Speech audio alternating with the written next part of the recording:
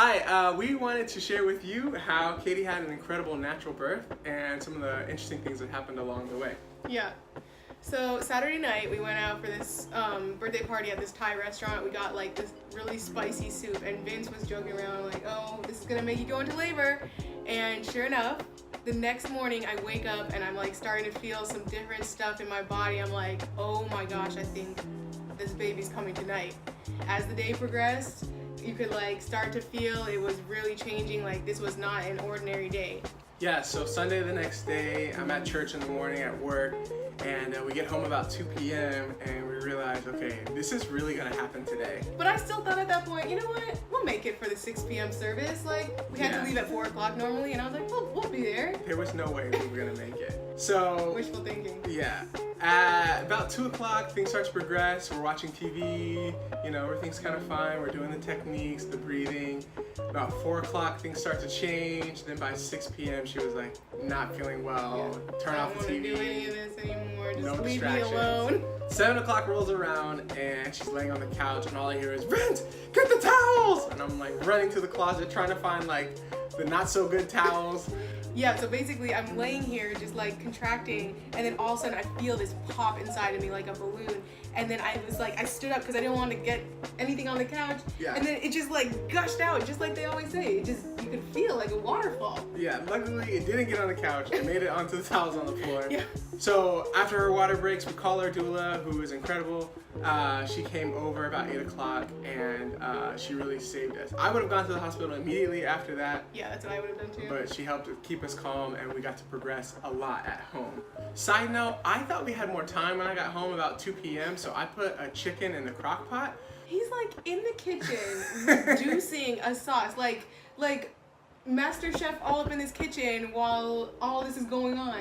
Just, the doula told us to stay calm, do our normal things when we go into labor, and I love to cook. So I'm keeping an eye on her. I'm also cooking just in case. She was like, why don't you go eat? You know, you might not have a chance. He's in there for like about an hour. I was trying to get the sauce just right, and I was checking on Katie and going back and forth. I don't recommend it. Anyway, her labor starts to progress, and from about 8 onto midnight, things are going into shifts. And someone once asked me, what is it like, you know, guiding your wife and helping her through labor? It's a little bit like watching someone die because everything changed. Like, she stopped responding to me, she was just making these noises and these groans, and every part of her body and her face just like, it was like she was going into another dimension.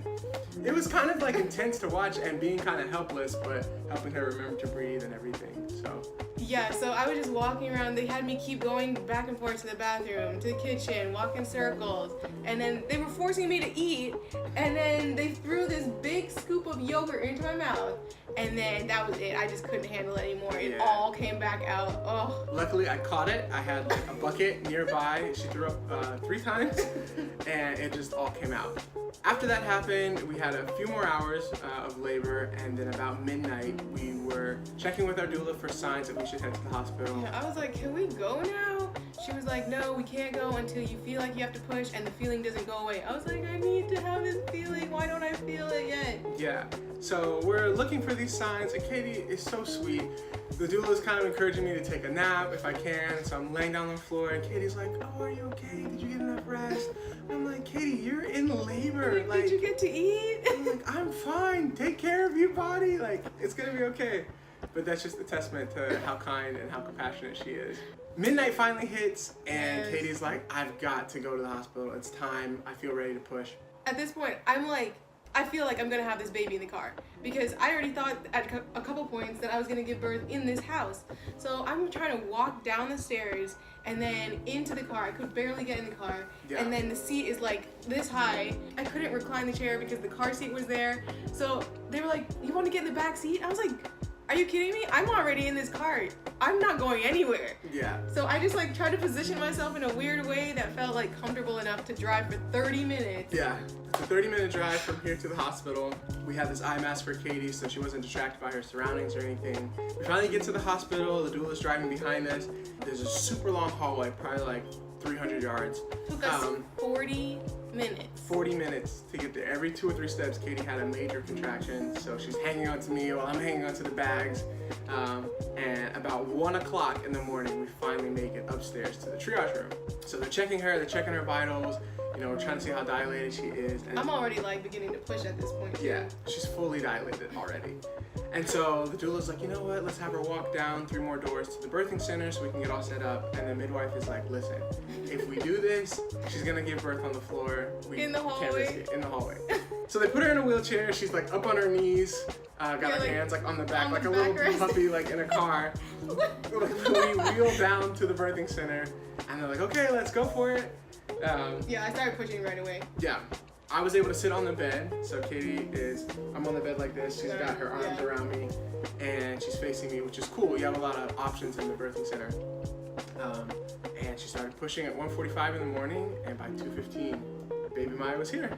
No epidural, no Pitocin. Nothing. It was Nothing all like that. natural, and it was really like not bad at all. The contraction part, that was probably the worst part. Like your stomach is so tired and the muscles, they just keep working and working. So that was really painful, but actually like giving birth, that part, I was like, it was exactly what I expected. Not bad at all. Yeah, so right when baby Maya came out, the cord was wrapped around her neck twice, actually. And she was really quiet.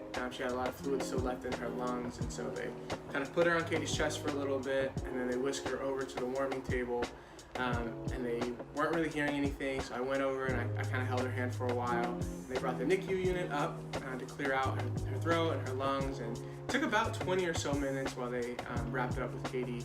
And after that, they were kind of monitoring her every hour. But praise God, she's fine. They were able to get everything out. And it was really an incredible birth and delivery. Yeah. So we just want to say thank you to our doula, Paige. She was incredible. The entire nursing and midwife staff at UCSD and the birthing center in La Jolla. We really are huge advocates for natural birth. So if you ever have questions about that, let us know. We'll do our best to answer them and how to support each other through that. Yeah, and if anyone's afraid, like I was that person who wanted every kind of intervention you could ever have, but my mind was changed through talking to other people and watching different videos. So if you're afraid, like, you can do it. I did it. And I had an 8-pound baby. She was 8 pounds and 2 ounces. We forgot to say that. Yeah. If I can do it, anyone can do it. Yeah. Thanks for watching our video. We'd love to hear your comments and thoughts below. Check out the rest of our videos on our channel.